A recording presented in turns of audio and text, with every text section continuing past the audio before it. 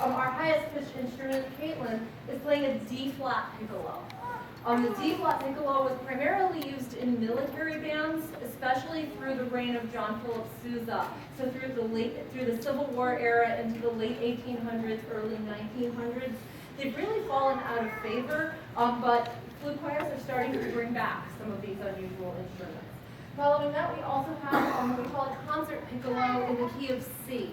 And these are much more common instruments that you see everywhere from school bands to professional orchestras. A piccolo plays exactly an octave above a regular flute. But in between piccolos and flutes, we have three types of soprano flutes. Alexis has the G soprano, playing a perfect fifth above a concert flute. It's about halfway in between.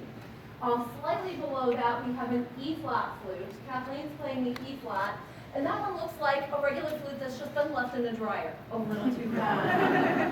E-flat flutes were actually invented by E-flat alto saxophone players who didn't want to have to learn how to transpose when they doubled up. So they haven't been, there was a point in time when somebody decided that they needed to learn how to do their theory, and they quit making them. So the E-flats are fairly rare to find anymore, and we're happy to have several in our ensemble. Also in the soprano flute category, Jamie's holding a D-flat concert flute. This is a flute that we don't know why it exists. And I have to be honest with you on that. We found it at a flea market. I had never heard of one existing before, but if it exists, I had to have it. So we have the D-flat instruments in octaves with the piccolo and the flute, which is a really rare combination to see. Then you have the concert flute. Dana's playing the concert flute. You can see this is made out of wood. Flutes are indeed woodwind instruments. So this is kind of a throwback to centuries back when they truly would have all been made out of wood. We make them out of all different materials now, including different metals. Student flutes can be made out of nickel, but you can also see flutes made out of various combinations of silver, platinum, and gold. But we go down from there. Chrissy's playing the flute d'amore. This is pitched a whole step below a concert flute. It's in the key of B flat. These are instruments that were invented and developed by a composer named Quantz in the 1700s, and then they fell out of favor. And they haven't been around literally for centuries. This is serial number 1.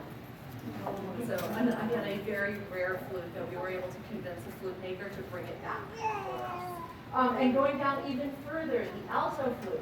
Joe's playing alto, also in the key of G.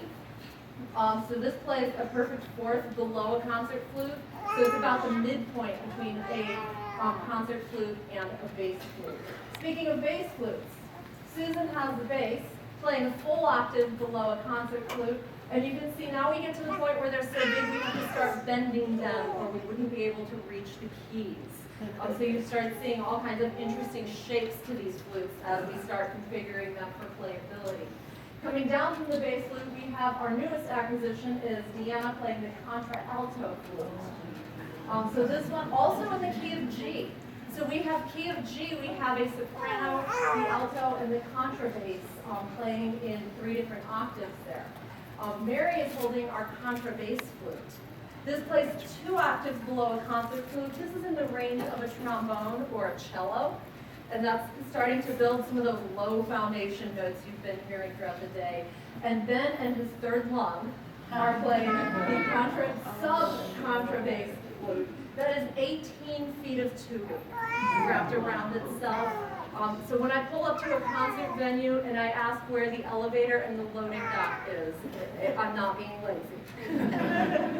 So this plays in the range of a double bass or a tuba. So we are truly a flute orchestra. We have the full range of an orchestra or a concert band, and there is no music that is inaccessible or off limits to us. So since we have 12 flutes, I think we need to play the 12 Flutes of Christmas.